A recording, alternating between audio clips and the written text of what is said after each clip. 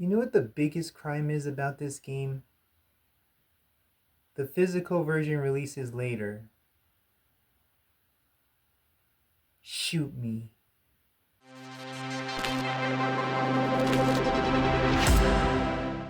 You know, growing up in the 90s, we had a lot of action shows. We had G.I. Joe, Transformers. I never got into those shows, but I did watch them in reruns.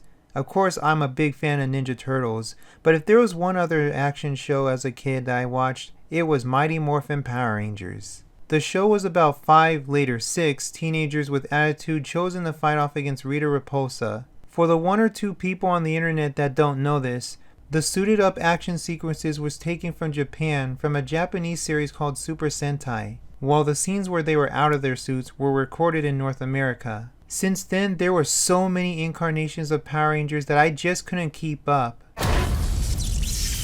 The story is rather strange, where it takes place in the future where the Rangers fight off against Robo Rita. I'm gonna take a guess that something happened to the real Rita in the future and somebody resurrected her in robotic form. She decides to travel to the past to get rid of the Rangers from when they started becoming the Rangers by meeting and teaming up with her past self. And we start off by playing the newly recruited Power Rangers, paying homage to the first episode, Day of the Dumpster.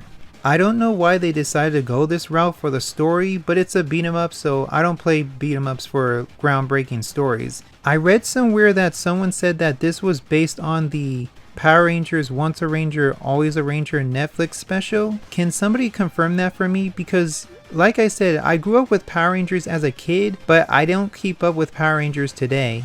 Any fan of Mighty Morphin will recognize the Easter eggs and cameos such as Ernie, Bulk and Skull, and the school principal. Does anyone remember him? Most of these guys can be found at the school lounge, where you can interact with most of the characters. When you talk to Bulk and Skull, they even play their theme from the show, and I had a big smile on my face. Whenever I watched this show as a kid, I always enjoyed these two. They're the goofy comic relief bullies that would always pick on the Power Rangers. In this game, Bulk talks about how the Power Rangers always takes credit for his heroism, and Skull stupidly worships him. And the other Rangers often call him out for his BS, only for him to brush them off. And when Tommy enters the scene later, they even pick on him. But this little hangout is just a means to switch between Rangers. Rita's Revenge is a classic 2D side-scrolling beat-em-up, with beautiful looking pixel art, by the way. The sprites are really gorgeous. My first run through this game was through the solo campaign, with my second being online, the latter of which wasn't available during its original release. And what's really cool is that all the Power Rangers have voice actors, none of which I'm familiar with aside from Christina V as Kimberly.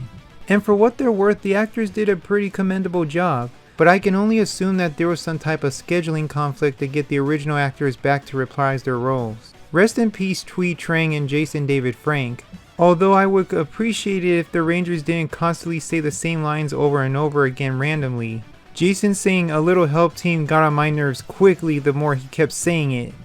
Now as far as the combat goes, I'm just gonna say it's pretty bare bones. If you played an old beat 'em up style game in the 80s and 90s, you know how repetitive the combat is regardless of the quality of the game.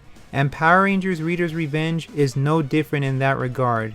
Whether you're doing simple punches and kicks, combos, or aerial attacks, of which my gosh, the hit detection for these moves are so unreliable. It's like you have to be really close to these guys to launch them up the air. More times I often found myself missing them. The real deal breaker for me is that all the Rangers fight and control the same. None of them have any unique movesets tailored to that Ranger. I would have loved to see Zack with some hip hop keto moves. Heck, the way he stands when you just leave him there compared to the other Rangers is about as different as you could get. If you look at games like Ninja Turtle Shredder's Revenge, all 4 turtles and their supporting characters each have their own different moveset that reflect the character's personality. Why couldn't they do that here?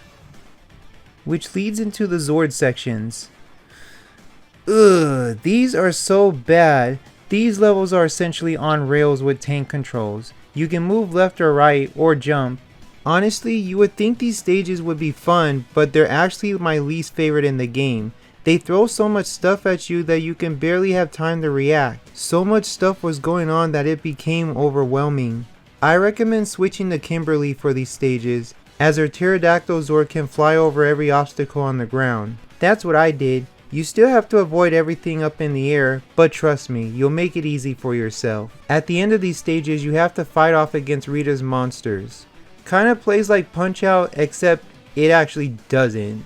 You just have to beat the monster up by pressing 2 buttons. I think the hardest part is when it throws stuff at you from far away. I had this trouble the most with the eyeball monster. All this before you finish off the monster with the power sword. Or not. Okay? In addition, there's other side stuff you can add to your experience, like collecting mementos which are scattered throughout the stages, different difficulty settings, and these weird little mini games you unlock in the arcades that remind me of something out of WarioWare.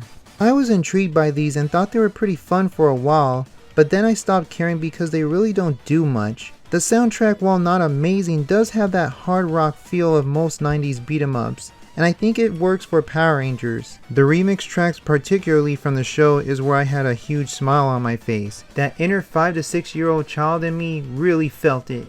Okay, so I'm kinda split on this game. Mighty Morphin Power Rangers Rita's Revenge is a nice experience for those MMPR fans who grew up with the show in the 90s. But as a beat 'em up, I think it kinda falters. The combat was very underwhelming and I think it would have benefited from more combo moves, especially since beat 'em up games have come a long way since the 8-bit and 16-bit days. And the Zord stages, while good on paper, were just way too cluttered for me to enjoy. Seriously, how can anyone enjoy these when there's just so much stuff they throw at you? Not a bad game, but I would wait for a sale. Regardless of whether you're just a Mighty Morphin Power Rangers fan, a Power Rangers fan in general, or a fan of beat 'em ups.